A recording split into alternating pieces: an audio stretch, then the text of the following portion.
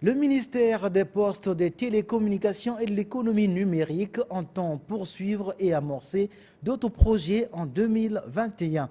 Léon Juste Ibombo, qui a dressé un bilan satisfaisant de son département, relève que la question de la fibre optique a été tranchée en Conseil des ministres. Et en attendant, il dit être attentif aux préoccupations des travailleurs relevant de son département. C'était au cours d'un déjeuner de presse. Suivez le reportage de Jean Bataladio.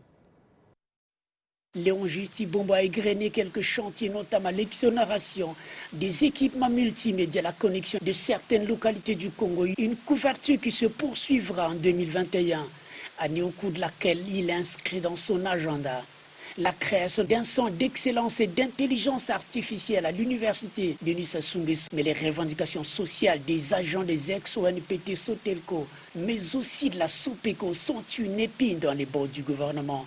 Et le dialogue social doit être maintenu. On n'a pas pu justement assurer le paiement, surtout au niveau de la Caisse nationale de sécurité sociale et de la CREF. C'est une situation que nous suivons et les orientations ont été prises au plus haut niveau pour que cette situation justement trouve une solution globale. Nous la déplorons, cette situation, oui, mais je peux assurer que le gouvernement n'est pas insensible.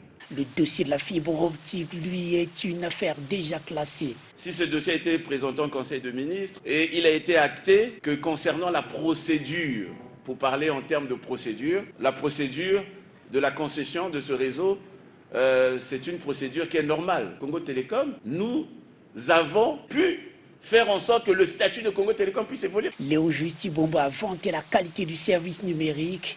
Par ailleurs, il reconnaît la nécessité pour la Poste de s'adapter à l'environnement numérique.